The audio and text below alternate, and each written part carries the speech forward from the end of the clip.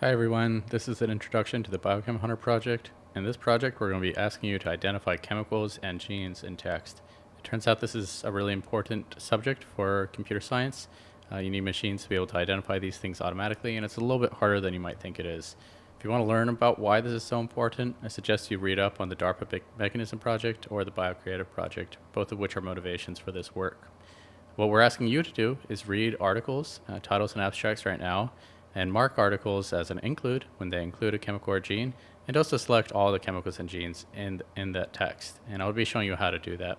You're going to be paid 33 cents per reviewed abstract, although we want you to finish 20 abstracts for each, at least 20 abstracts for each payment.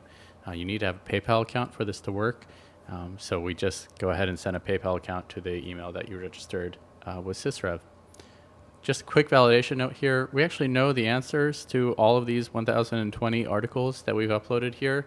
And we're hoping that we can prove with this exercise that public reviewers can do a pretty good job of finding genes and chemicals in text. So if you're doing a bad job, we're not going to pay you for those reviews. And eventually, if you mess up too many articles, we're going to ask you to leave. But we're sure everyone will work really hard and that won't be a problem. To go ahead and join the project, you just click this invite link under the Get Started, and your name will be added to the member activity. You can also view this tutorial video. I know you're already viewing it, but if you want to come back to it, it's right there in the overview page as well. And this note will be removed later because I'm not going to be talking about it. Excuse me. Okay, so let's go ahead and review an article. I'm not going to be looking at this one carefully. But immediately I see that it looks like there's a chemical in the title. So this is an include, and we can go ahead and select that and say, okay, that's a chemical. No need to put any value in this case. So that's good. And then we'd say, okay, using paraoxon as a reference acetylcholinesterase inhibitor. So acetylcholinesterase, that would be a gene. And go ahead and set that to gene. And oops. Did I miss it the first time? Yeah, it looks like I did.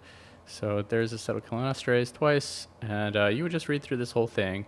And if you're not sure whether acetylcholinesterase is a gene, you say acetylcholinesterase. And yeah, looks like it's a gene. So feel free to go ahead and look at other sources to make sure that whatever you're looking at actually is a gene or actually is a chemical. At this stage, we're not asking you to actually identify these genes and chemicals. We just want you to highlight them in the text. But it is important to point out that we want you to select all the acronyms as well. So you notice that I selected ACHE as well as acetylcholinesterase. And you can see ACHE occurring in a few other places as well. So you would go ahead and select all of those places.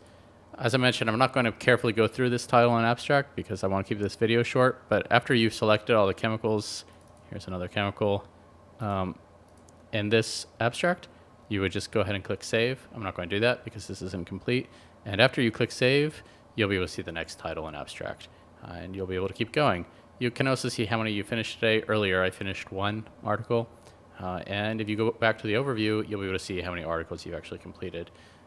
Every time you finish about 20 articles, periodically we'll be paying you. You shouldn't expect the payment immediately upon finishing 20 articles, but generally by the end of each week, you should expect us to be making payments via PayPal.